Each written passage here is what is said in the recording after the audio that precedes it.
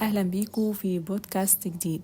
المرة اللي فاتت اتكلمنا عن وهم الأهداف وإن الهدف بيحدد لنا بس الاتجاه، لكن الفكرة في إزاي هنوصل وإيه الخطوات اللي هنتبعها والطرق اللي هنمشيها علشان نوصل للهدف أو لما هو أبعد من الهدف، لأنك بمجرد ما هتكون عادة صحية سليمة هتوصل بيها لحاجات أكبر من انت تتخيل.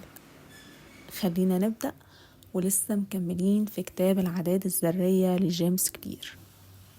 ليه سهل ان احنا نقرر العادات الغلط لكن صعب ان احنا نكون عادات سليمة؟ لسببين. اول سبب هو ان احنا بنحاول نغير الحاجات الغلط، الحاجة التانية ان احنا بنحاول نغير بالطريقة الغلط. طب ازاي؟ التغيير ليه 3 طبقات. الطبقة الأولانية هي النتائج، وده الحاجة اللي احنا عايزين نوصل لها. الطبقة التانية هي العمليات، ودي الخطوات والحاجات اللي احنا بنعملها علشان نوصل. الخطوة الثالثة وهي الهوية.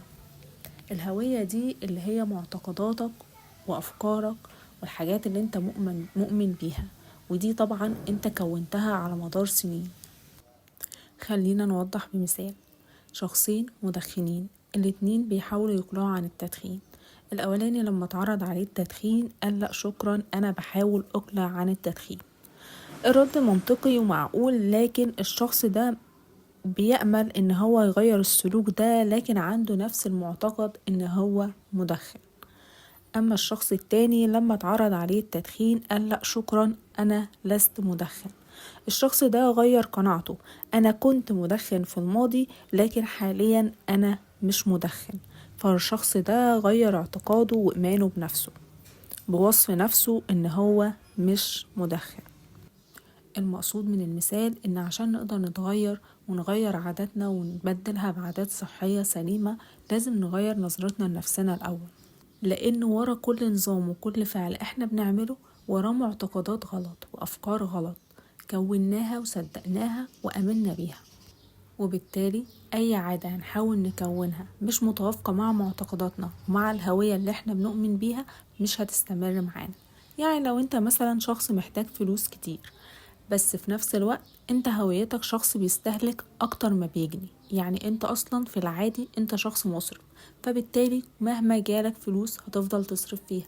لكن لو انت شخص بيعرف يدبر اموره، بيعرف يمشي الدنيا، مهما الفلوس بتزيد هيفضل معاه فلوس. وكل ما كنت فخور بجزء معين من هويتك كل ما هتلاقي نفسك بتدفع نفسك اكتر لان انت تحافظ على الفخر ده.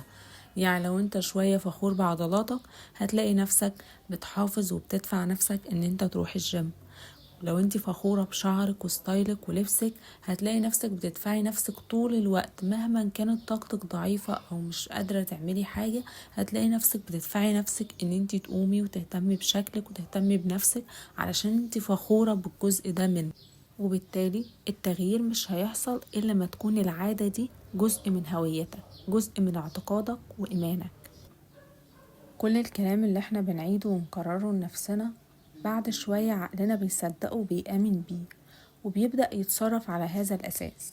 يعني مثلا ممكن تقعد تقول لنفسك أنا دايما شخص متأخر، أنا مش من الناس اللي بتعرف تشتغل بالنهار، أنا ما بفتكرش أسامي الناس كويس، وهكذا من كل التكرارات السيئة اللي احنا بنقعد نقولها لنفسنا.